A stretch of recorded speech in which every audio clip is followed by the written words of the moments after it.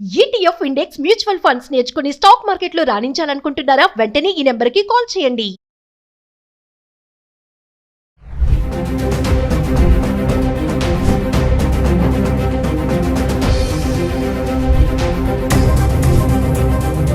Hello viewers, welcome back to Suman TV. The great grandson freedom fighter Kanneganti Hanumantharao గారు PhD in American studies, అమెరికాలో ఉన్నటువంటి 12 యూనివర్సిటీస్లో expertise, అంతేకాకుండా centre for human security studies founder and executive director Ramesh Kanneganti గారు మనతో పాటు ఉన్నారు. సార్తో మాట్లాడదాం. నమస్తే సార్. నమస్తే నవీన గారు. నమస్తే. ప్రెసెంట్ అమెరికాలో ఉన్నటువంటి సిచ్యువేషన్ గురించి మనం చాలా వీడియోలో మాట్లాడుకున్నాం. మన స్టూడెంట్స్కే కానీ అక్కడ ఉద్యోగాలు చేయాలనుకునే వాళ్ళకి ఎదురవుతున్నటువంటి సమస్యలు. చాలా మంది అబ్రాడ్ వెళ్ళి సెటిల్ అవ్వాలి, అక్కడే ఉండాలి, మంచి లైఫ్ చూసుకోవాలి అనుకుంటారు.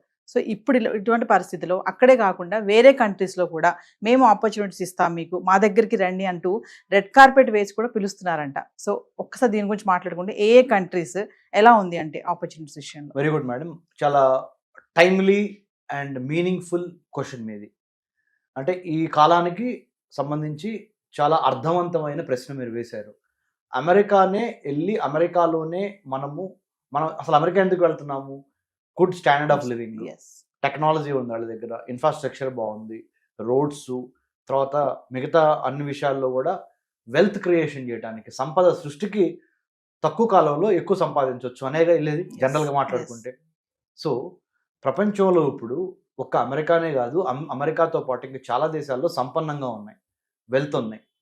కాకపోతే మనం అమెరికానే ఎక్కువ ఎందుకు వెళ్తున్నామంటే, ముఖ్యంగా జర్మనీ, ఫ్రాన్స్, యూకే లేదా ఇటలీ లేదా న్యూజిలాండ్, ఆస్ట్రేలియా, ఈ దేశాలు కొన్ని క్లైమేట్ పరంగా, వాతావరణ పరంగా ఎక్కువ మనకి సవాళ్ళు ఉన్నాయి. అమెరికా మనకి సెకండ్ హోమ్ అయిపోయింది. ఎందుకంటే చాలామంది ఇండియన్స్ ఉండటంతో పాటు నార్త్ అంటే అమెరికాకి ఈస్ట్ కోస్ట్న ఒక రకమైన క్లైమేట్, వెస్ట్ కోస్ట్న ఇంకో రకమైన క్లైమేట్, మిడ్ వెస్ట్ అమెరికాలో మధ్యలో ఇంకో రకమైన క్లైమేట్. ఈ క్లైమేట్స్ అన్నిటికీ మనం కొద్దిగా అలవాటు పడిపోయాం. దీంతోపాటు టెక్నాలజీ, దీంతోపాటు అన్నిటికి మించి ఐటీ, ఫార్మా, రియల్ ఎస్టేట్ అన్ని బూమింగ్లో ఉన్నాయి. ప్లస్ సువిశాల దేశం, అందుకని మనం ఎక్కువ అమెరికా మొగ్గు చూపుతున్నాం. కానీ ఇప్పుడు దాంతోపాటు ఒక క్లైమేట్ని కనుక మనం ఎదుర్కోగలిగితే, అంటే చలి ప్రదేశం అనేది మనకి మేజర్ సవాలు. జర్మనీలో బాగా విపరీతమైన చలి, ఫ్రాన్స్ కూడా 100% చలిగానే ఉంటుంది, ఇంగ్లాండ్ అంటే చెప్పాల్సిన అవసరం లేదు, అది కూడా చలి ప్రాంతం. ఆస్ట్రేలియాలో చలి ఉండదు. కానీ ఆస్ట్రేలియాలో ఉన్న ప్రాబ్లం ఏంటంటే అత్యంత స్వల్ప జనాభా ఉంది, చాలా పెద్ద కంట్రీ, కొద్దిగా అప్పుడప్పుడు అక్కడ కూడా కొంత రేసిజం ఉందనే మాట అప్పుడప్పుడు వినపడుతుంది. But more or less Australia also is very safe, very prosperous country.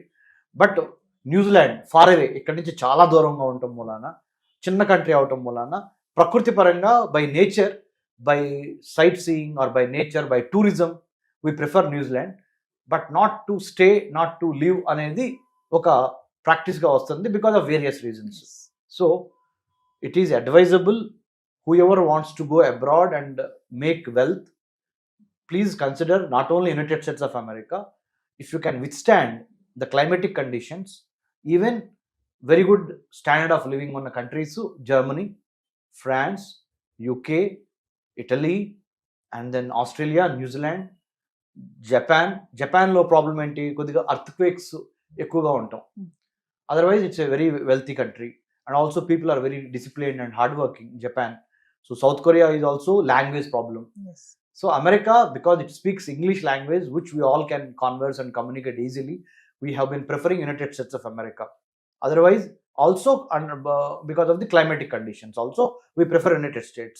But if you are little bit adventurous, little bit if you have the power to withstand these challenges, తప్పనిసరిగా all other countries also you can consider.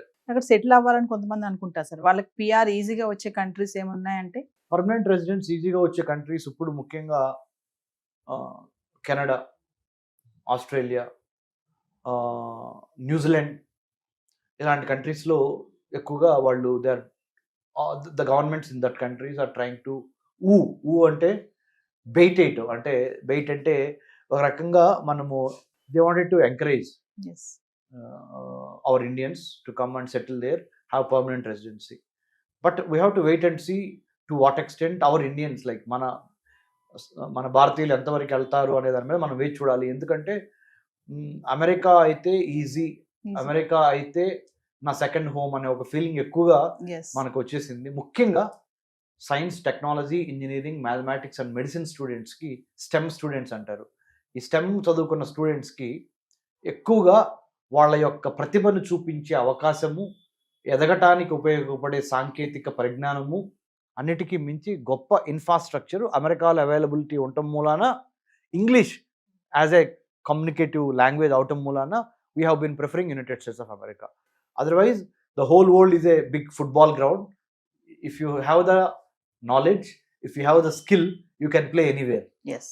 Ramesh గారు, ఒక విషయం చెప్పండి. చాలా మందికి పిల్లలే కాదు, students plus వాళ్ళ తల్లిదండ్రులు కూడా ఎందుకు అబ్రాడ్ ఎడ్యుకేషన్ అనగానే యూఎస్ఏ వైపే వెళ్తూ ఉంటారు, ఇతర కంట్రీస్ ఎందుకు చూడరు అసలు? మీరు అన్నట్టుగా ఇప్పుడు స్టెమ్ చెప్పారు, అదే ఆలోచన పెట్టుకునే అంటారా లేక తెలియక అంటారా? ఫస్ట్ అయితే అదేనండి, స్టెమ్ అంటే మెరిట్కి ఎక్కువ ప్రాధాన్యత ఇచ్చి తద్వారా వెల్త్ క్రియేషన్, సంపద సృష్టికి అమెరికా అయితే easy.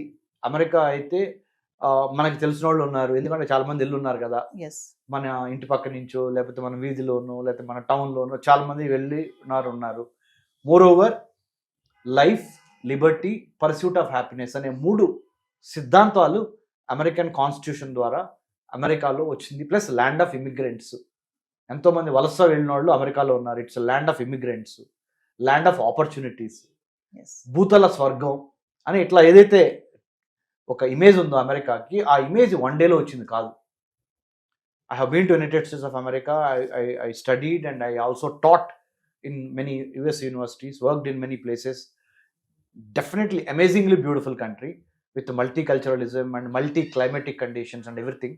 But the only thing is అమెరికానే ఎందుకు మొగ్గు చూపుతున్నాము అంటే ఈ కారణాల మూలాన, multicultural, multi ethnic, multilingual, plus technologically, intellectually, మెరిట్కి కూడా ప్రాధాన్యత ఉన్న దేశం కాబట్టి meritorious students, skilled students or skilled labour would like to go to United States of America. And also the American dollar, the dollar dream, సంపద సృష్టి, సంపాదించుకునే ఇది అక్కడ ఎక్కువగా ఉందనే ఈ కారణాలు కూడా వెళ్తున్నాము. అమెరికాలో సమస్యలు లేవా అంటే సమస్యలు ఉన్నాయి. అక్కడ కూడా మనకి ఇక్కడ కులం ఎట్లానో, మతం ఎట్లానో, అక్కడ వర్ణ వివక్షత అంటే colour difference, blocks versus whites, Hispanics అంటే లాటినోస్ ఆర్ ఏషియన్ అమెరికన్స్, అట్లా Cuban Americans, Italian Americans, Jewish Americans, అక్కడ కూడా చాలా విషయాలు ఉన్నాయి.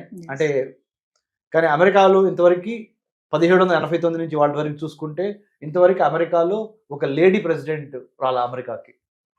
కానీ మనమైతే ఎంతోమంది చీఫ్ మినిస్టర్ని, ప్రైమ్ మినిస్టర్ ఇచ్చున్నాము.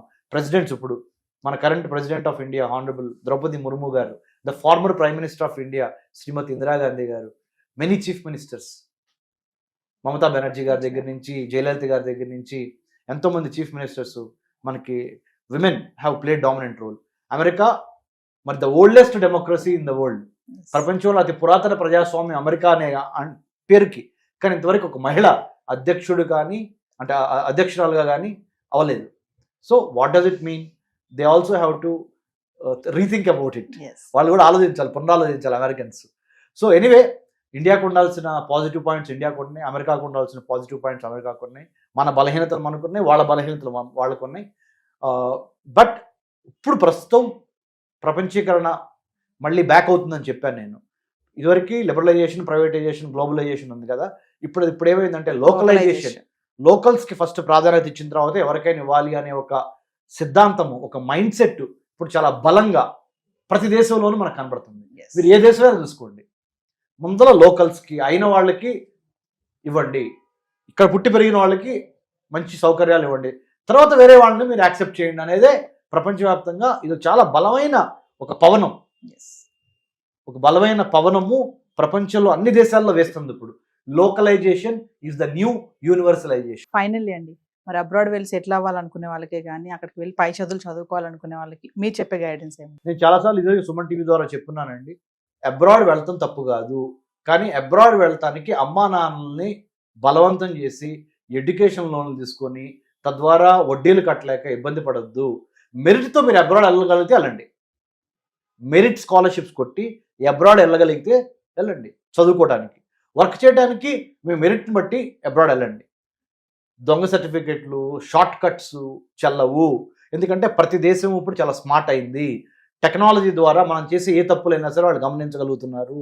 మనం కూడా వాళ్ళు చేసే తప్పులను గమనించగలుగుతున్నాము. కాబట్టి డిజిటలైజేషన్ వరల్డ్లో మెరిట్ ఉంటే మెరిట్ ద్వారా వెళ్తానికి ప్రయత్నం చేయండి. వెళ్తాం తప్పు కాదు. You must go abroad, feel the culture, feel the food, feel the atmosphere, create wealth, make wealth, come back and serve mother land. వెళ్ళండి, కర్మభూమికి వెళ్ళండి, అంటే వేరే దేశాలకి. మళ్ళీ జన్మభూమికి తిరిగి రండి. కానీ కర్మభూమికి వెళ్ళేటప్పుడు మాత్రము షార్ట్ కట్ ద్వారా, తప్పుడు డాక్యుమెంట్స్ ద్వారా, తప్పుడు ఉద్దేశాలతో వెళ్ళొద్దు. Right intent, right content, right క్యారెక్టర్తో you must go abroad, but come back and serve our mother land is what I would like to say. Thank you Naveen గారు.